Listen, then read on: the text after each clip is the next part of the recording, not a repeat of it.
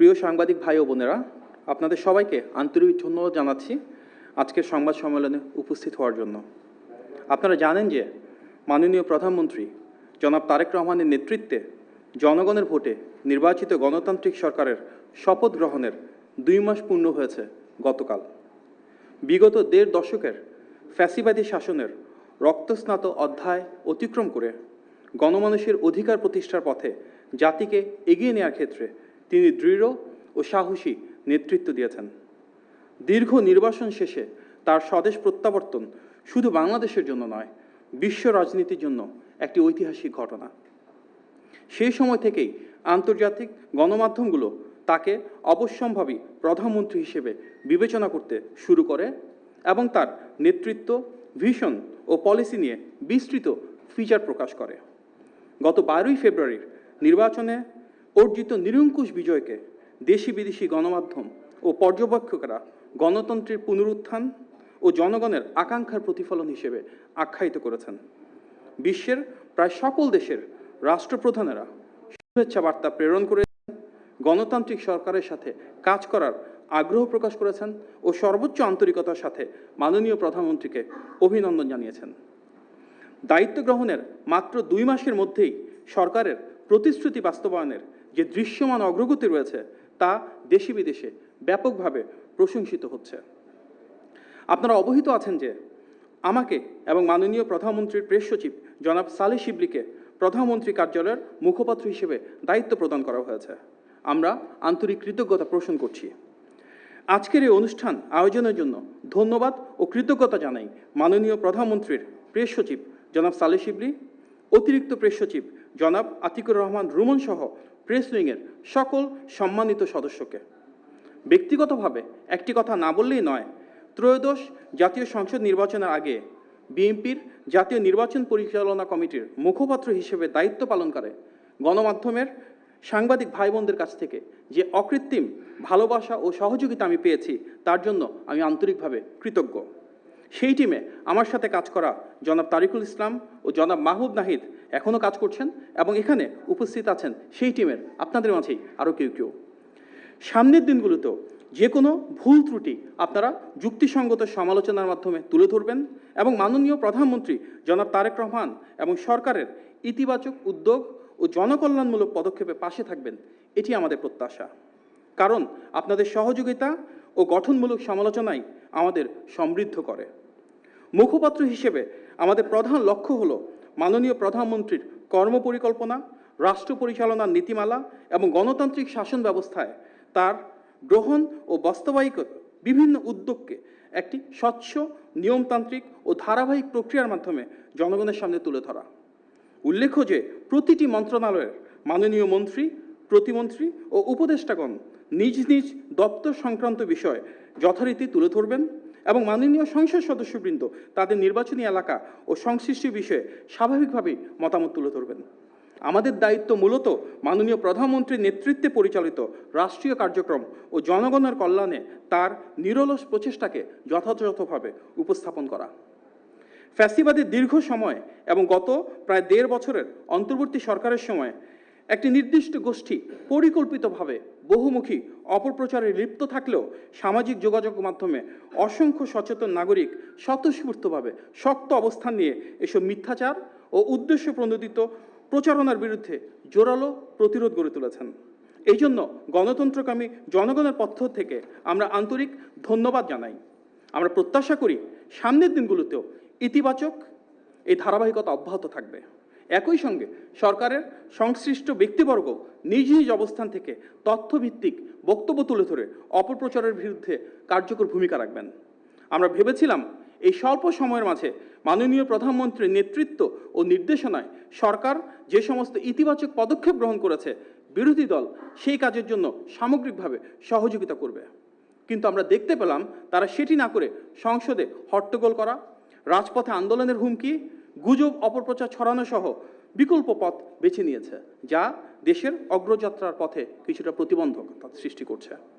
গভীর আনন্দ ও গৌরবের বিষয় যা ইতিমধ্যে আপনারা জেনেছেন যে মাননীয় প্রধানমন্ত্রী ও গণমানুষের নেতা জনাব তারেক রহমান এই বছর বিশ্বখ্যাত সাময়িকী টাইমের বিশ্বের সবচেয়ে প্রভাবশালী 100 ব্যক্তির তালিকায় স্থান পেয়েছেন।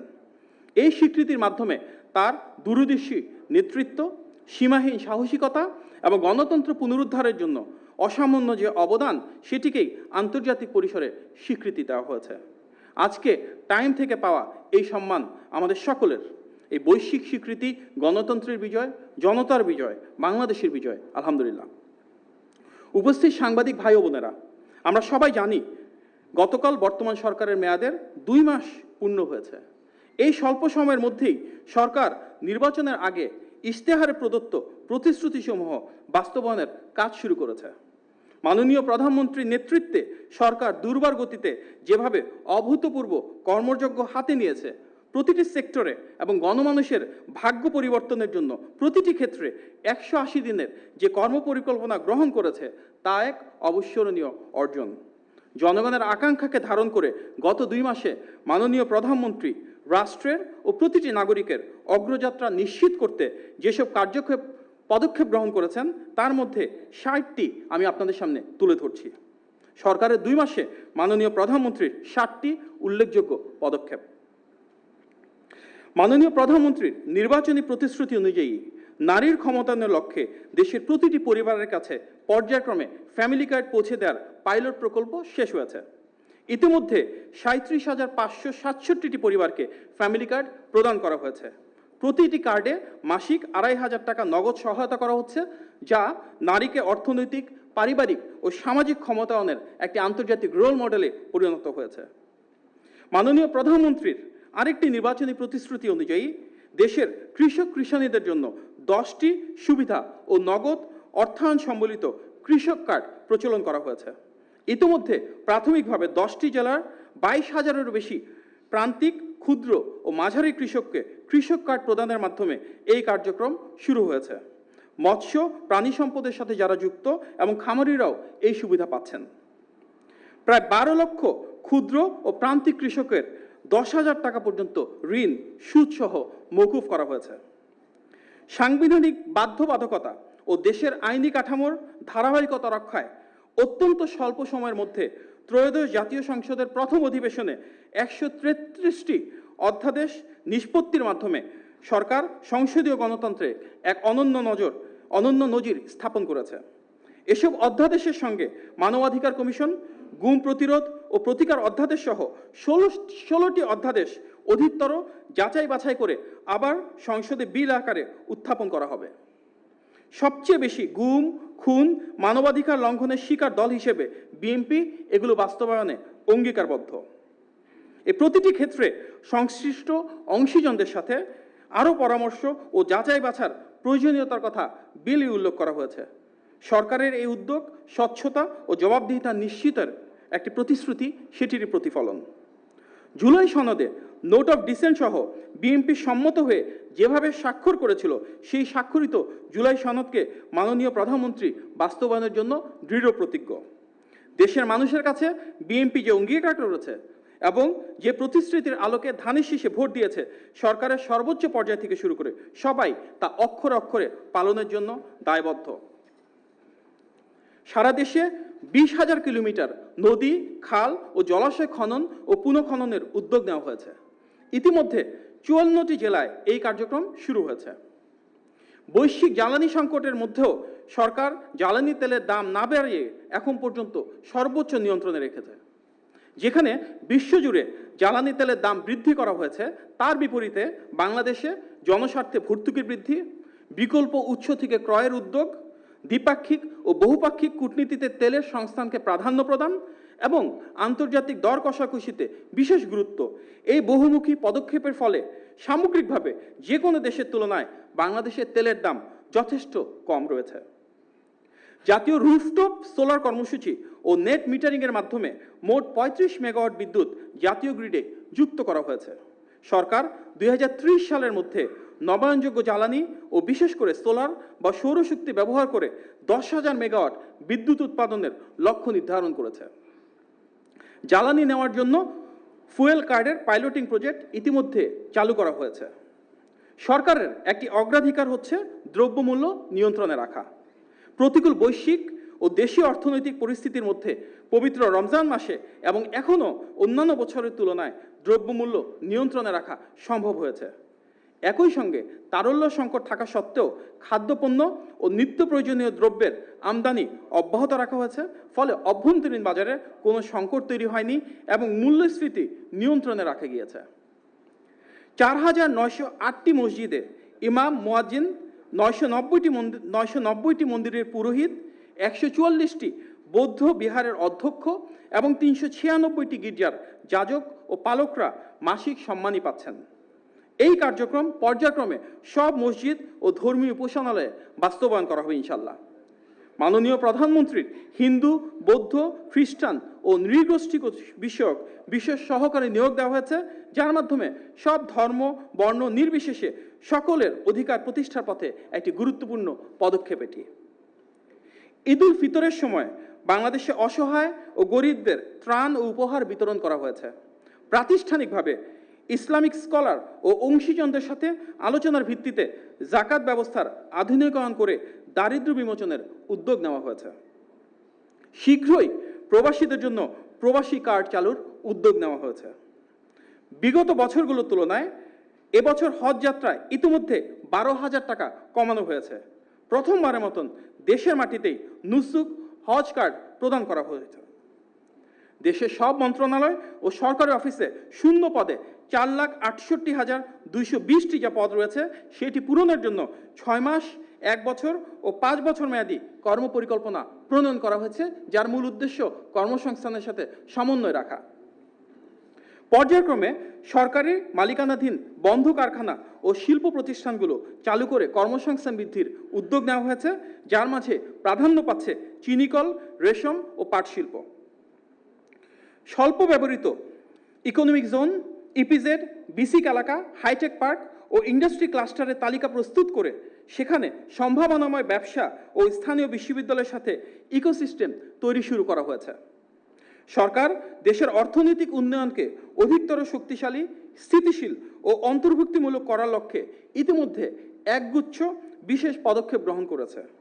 আমাদের মূল লক্ষ্য ২০৩৪ সালের মধ্যে $1 ট্রিলিয়ন অর্থনীতি রূপান্তর করা এবং এই লক্ষ্য অর্জনে খাতভিত্তিক স্বল্প, মধ্য ও দীর্ঘমেয়াদী পরিকল্পনা প্রণয়ন করা হচ্ছে। অর্থনৈতিক স্থিতিশীলতা, পুনর্গঠন ও বিনিয়োগ নির্ভর প্রবৃদ্ধির সাথে আমাদের যে অগ্রযাত্রা সেটিকে মিলানোর লক্ষ্যে ৫ বছর মেয়াদে কৌশলগত কাঠামো প্রণয়ন করা হচ্ছে। ২০৩০ সালের মধ্যে প্রকৃত জিডিপি প্রবৃদ্ধি ৮% উন্নীত করা, মূল্যস্ফীতি নামিয়ে আনা, প্রত্যক্ষ বিদেশি বিনিয়োগ বাড়ানো এবং এমপ্লয়মেন্ট এক্সচেঞ্জ চালুর মাধ্যমে ব্যাপক কর্মসংস্থানের পরিকল্পনা হাতে নেওয়া হচ্ছে। বিদেশি বিনিয়োগ সহজ করার লক্ষ্যে ১০০ কোটি টাকা পর্যন্ত বিনিয়োগ প্রত্যাবাসনে কেন্দ্রীয় ব্যাংকের আগে থেকে নেওয়া যে অনুমোদনের বাধ্যবাধকতা রয়েছে সেটি তুলে নেওয়ার সিদ্ধান্ত হয়েছে। গত প্রায় ১৮ বছরের মধ্যে এই প্রথমবারের মতো পবিত্র ঈদ উল ফিতর উপলক্ষে কোনো শ্রমিককে হাহাকার করতে হয়নি। শ্রমিক, মালিক, সরকার ও অংশীজনের সঙ্গে সমন্বিত আলোচনার ভিত্তিতে এবং প্রয়োজন অনুযায়ী ব্যাংকিং সহায়তা প্রদান নিশ্চিত করা হয়েছে, যার কারণে সব শিল্প কারখানায় শ্রমিকদেরকে ঈদের আগেই তাদের প্রাপ্য বেতন, বোনাস ও অন্যান্য সুবিধাদি পরিশোধ করা হয়েছে। দীর্ঘদিন পর আবারও খুলতে যাচ্ছে মালয়েশিয়ার শ্রম বাজার। দুই দেশের অভূতপূর্ব যৌথ বিবৃতিতে উঠে এসেছে অভিবাসন ব্যয় হ্রাস, স্বচ্ছ প্রক্রিয়া ও প্রবাসীদের জনকল্যাণ। বিকল্প শ্রম বাজার খুঁজতে ইউরোপের 60টি দেশের সঙ্গে ইতিমধ্যে দ্বিপাক্ষিক চুক্তি স্বাক্ষরের উদ্যোগ গ্রহণ করা হয়েছে। দেশগুলো হলো Serbia, Greece, North Macedonia, Romania, Portugal, Brazil ও রাশিয়া। দেশে বিদেশে কর্মসংস্থান বাড়ানোর অংশ হিসেবে সরকার বিদেশে অধিক জনশক্তি রপ্তানির উদ্যোগ নিয়েছে। দক্ষ এবং আধা দক্ষ জনশক্তি রপ্তানির উপর গুরুত্ব প্রদান করে অভিবাসনের পরিমাণ এবং গুণমান উভয়ই বাড়ানোর জন্য উদ্যোগ নেওয়া হয়েছে।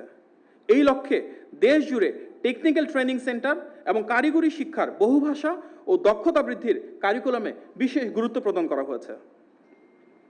দেশের উত্তরবঙ্গকে এগ্রো প্রসেসিং ইন্ডাস্ট্রির হাব বা প্রধান কেন্দ্র হিসেবে গড়ে তোলার জন্য সমন্বিত মতামত প্রদান এবং উদ্যোগ গ্রহণ করা হয়েছে। পেপ্যাল ও অন্যান্য পেমেন্ট গেটওয়ে বাংলাদেশে যেন কার্যক্রম শুরু করে সেজন্য সমন্বয় এবং উদ্যোগ গ্রহণ করা হয়েছে। দেশের প্রাথমিক স্বাস্থ্যসেবা নিশ্চিত করতে 1 লাখ নতুন স্বাস্থ্যকর্মী নিয়োগের ঘোষণা দেওয়া হয়েছে। এই নিয়োগের ক্ষেত্রে নারী ক্ষমতায়নকে প্রাধান্য দিয়ে মোট কর্মীর 80% নারী থেকে নেওয়া হবে ইনশাল্লাহ। সঠিক ও গুণগত স্বাস্থ্যসেবা পৌঁছাতে হেলথ কার্ড চালুর সিদ্ধান্ত নেওয়া হয়েছে এবং সারা দেশের হাসপাতালগুলোতে বিশেষ নিরাপত্তারক্ষী মোতায়েনের উদ্যোগ নেওয়া হচ্ছে। প্রতি বছর পুনরায় ভর্তি ফি বাতিল, অর্থাৎ পরবর্তী ক্লাসে ভর্তি হওয়ার পর নতুন করে আর ভর্তি ফি না দেওয়ার সিদ্ধান্ত গ্রহণ করা হয়েছে। লটারির পরিবর্তে আধুনিক ভর্তি পরীক্ষা বা বৈজ্ঞানিক প্রক্রিয়ায় শিক্ষার্থীদের ভর্তি, শিক্ষকদের সুযোগ সুবিধা বৃদ্ধির সিদ্ধান্ত নেওয়া হয়েছে এবং সকল স্তরের শিক্ষাবৃত্তির যে অর্থ সেটির পরিমাণ বাড়ানো হয়েছে। বিদেশি উচ্চশিক্ষার লক্ষ্যে রাষ্ট্রীয় অর্থনৈতিক সহায়তায় সর্বোচ্চ 10 লাখ টাকা জামানতবিহীন ব্যাংক গ্যারান্টির সিদ্ধান্ত নেওয়া হয়েছে। শিক্ষা প্রতিষ্ঠানে 9,000 ধর্মীয় শিক্ষক এবং শূন্য পদসহ যে শূন্য পদ রয়েছে সেগুলোতে বিভিন্ন পর্যায়ে শিক্ষক নেয়ার ইতিমধ্যে সিদ্ধান্ত গ্রহণ করা হয়েছে। শিক্ষা প্রতিষ্ঠানের বিভিন্ন মাঠে শিশু কিশোরদের জন্য উন্মুক্ত খেলার স্থান তৈরি করার উদ্যোগ নেওয়া হয়েছে। পাশাপাশি উপজেলা পর্যায়ে 6টি খেলায় 3 জন করে মোট 18 জন ক্রীড়া শিক্ষক নিয়োগ শুরু হয়েছে। মহানগর পর্যায়ে উন্মুক্ত খেলার মাঠে সংস্থান করা হচ্ছে। আগামী শিক্ষাবর্ষ থেকে 4র্থ শ্রেণী হতে শিক্ষার্থীদের জন্য খেলাধুলা বাধ্যতামূলক করা হচ্ছে। আবারও শুরু হয়েছে শিশু কিশোরদের প্রতিভা অন্বেষণের প্রতিযোগিতা নতুন কুড়ি। প্রথমবারের মতন সংযুক্ত হচ্ছে ক্রীড়া ও কোরআন তেলাওয়াত। জাতীয় সংসদের গ্যালারিতে শিক্ষার্থীদের জন্য 150টি আসন বরাদ্দ এবং দেশব্যাপী বই পড়াকে উৎসাহিত করার জন্য বেসরকারি খাতের সাথে যৌথ উদ্যোগ গ্রহণ করা হচ্ছে। সরকারি প্রাথমিক বিদ্যালয়ের 2 লাখ শিশুর মাঝে বিনামূল্যে স্কুল ড্রেস, জুতা ও প্রায় 5 লাখ শিশুর মধ্যে পাটের তৈরি ব্যাগ বিতরণের লক্ষ্যে কার্যক্রম চলমান রয়েছে। এছাড়াও বিভিন্ন স্কুলে পর্যায়ক্রমে ওয়ান টিচার ওয়ান ট্যাব পরিকল্পনা বাস্তবায়নের পাইলট কার্যক্রম শুরু হচ্ছে। প্রাথমিক ও মাধ্যমিক পর্যায়ে লার্নিং উইথ হ্যাপিনেস, কারিগরি শিক্ষা, ক্রীড়া, সংস্কৃতিকে যুক্ত করে শিক্ষাক্রমকে আরও সমৃদ্ধ করার উদ্যোগ নেওয়া হয়েছে। মাদ্রাসা শিক্ষাকে যুগোপযোগী করতে স্মার্ট ক্লাসরুম স্থাপন, শিক্ষকদের প্রশিক্ষণ এবং কারিগরি কোর্সে অন্তর্ভুক্তির উদ্যোগ নেওয়া হয়েছে। স্পোর্টস কার্ড ও স্পোর্টস অ্যালাউন্স কর্মসূচি চালু হয়েছে, যার মাধ্যমে ইতিমধ্যে শতাধিক ক্রীড়াবিদকে ভাতা দেওয়া হচ্ছে। 5 বছরে 25 কোটি বৃক্ষরোপণ ও সবুজ কর্মসংস্থান সৃষ্টির লক্ষ্যে বনায়ন সৃজনের জন্য এরই মধ্যে 1,50,00,000 বিভিন্ন প্রজাতির চারা উৎপাদন করা হয়েছে।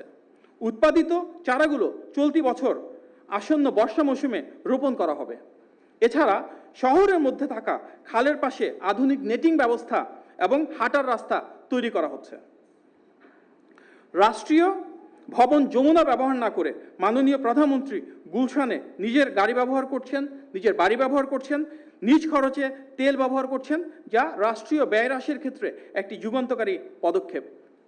মাননীয় প্রধানমন্ত্রী শনিবারও নিজে অফিস করছেন, কর্মকর্তাদের সকাল 9টার মধ্যে উপস্থিতি বাধ্যতামূলক করেছেন। ভিভিআইপি প্রোটোকল না নিয়ে প্রধানমন্ত্রীর অতি সাধারণ চলাফেরায় ট্রাফিক ব্যবস্থায় নজিরবিহীন পরিবর্তন এসেছে।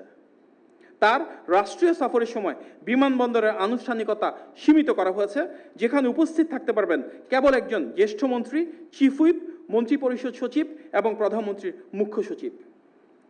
দালালদের হস্তক্ষেপ বন্ধের লক্ষ্যে নামজারি ও সেবা গ্রহীতাদের অনলাইন আবেদন বাধ্যতামূলক করা হয়েছে। নগদ টাকা লেনদেনের সুযোগ বন্ধ করতে অনলাইনে ভূমি উন্নয়ন কর ব্যবস্থা চালু করা হয়েছে। ম্যাপ বা নকশা জালিয়াতি বন্ধ করতে সরকার এখন ডিজিটাল সার্ভের পাইলটিং পরিচালনা করছে। চালু হয়েছে 24/7 হটলাইন। পদ্মা অববাহিকার বিস্তৃত কৃষি অঞ্চলকে মরুকরণ থেকে রক্ষা করা এবং শুষ্ক মৌসুমে পর্যাপ্ত পানি নিশ্চিত করতে পদ্মা ব্যারেজ প্রকল্প হাতে নেওয়া হয়েছে। এমপি মন্ত্রীদের শুল্কমুক্ত গাড়ি ও সরকারি প্লট গ্রহণ না করার ঐতিহাসিক সিদ্ধান্ত নেওয়া হয়েছে, যার ফলে রাষ্ট্রীয় ব্যয় কমে আসছে। পাটজাত পণ্যের প্রাধান্য দিয়ে বিভিন্ন সরকারি অফিস এবং বিভিন্ন বেসরকারি শিল্প খাতকে পাটজাত পণ্য ব্যবহারের নির্দেশনা দেওয়া হয়েছে, প্রেরণা দেওয়া হচ্ছে।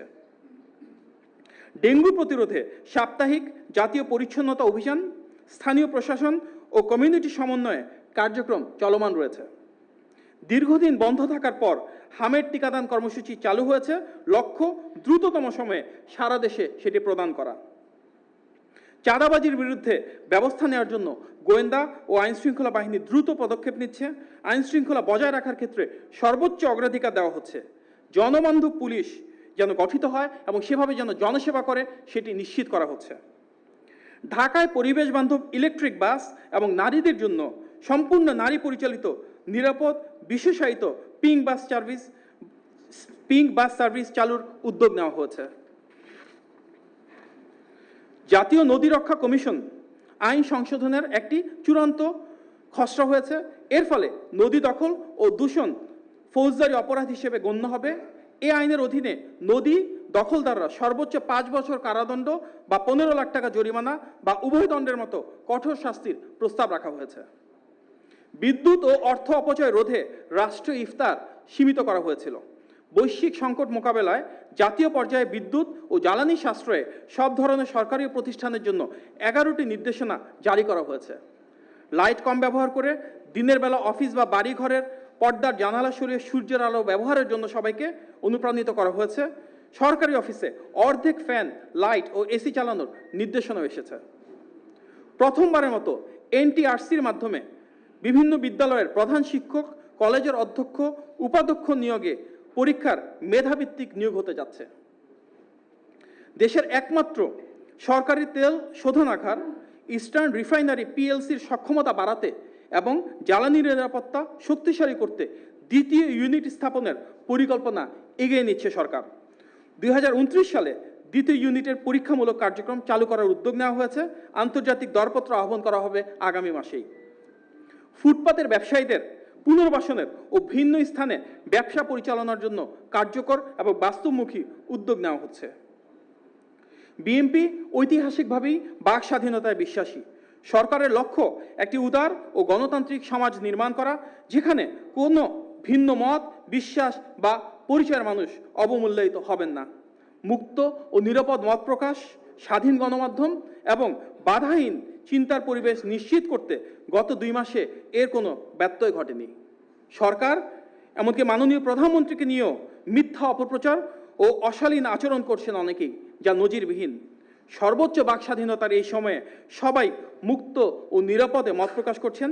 এমনকি একটি চিহ্নিত গোষ্ঠী হীন রাজনৈতিক স্বার্থে এর অপব্যবহার করছে। তবুও অটুট রয়েছে বহুমত ও কণ্ঠের পূর্ণাঙ্গ স্বাধীনতা। বহুপাক্ষিক আলোচনা ও কর্মকৌশল ঠিক করে হজরত শাহজালাল আন্তর্জাতিক বিমানবন্দরের 3য় টার্মিনাল দ্রুত চালুর উদ্যোগ নেওয়া হয়েছে। ঢাকা, চট্টগ্রাম ও সিলেটে শাহজালাল, শাহ আমানত ও এমএজি ওসমানী বিমানবন্দরে উন্নত দেশের মতো ফ্রি ইন্টারনেট ব্যবস্থার নির্দেশ ও সৈয়দপুরে বিমানবন্দরে তা অলরেডি উদ্বোধন করা হয়েছে। চলন্ত ট্রেনের যাত্রীদের সুবিধার জন্য ফ্রি ইন্টারনেট সেবা দেওয়ার উদ্যোগ নেওয়া হয়েছে। কারিগরি ও মাদ্রাসা শিক্ষা প্রতিষ্ঠানসমূহে আধুনিকায়নে আগামী 180 দিনের মধ্যে দেশের 2336টি কারিগরি ও 8232টি মাদ্রাসা শিক্ষা প্রতিষ্ঠানে ফ্রি ওয়াইফাই চালু করা হচ্ছে।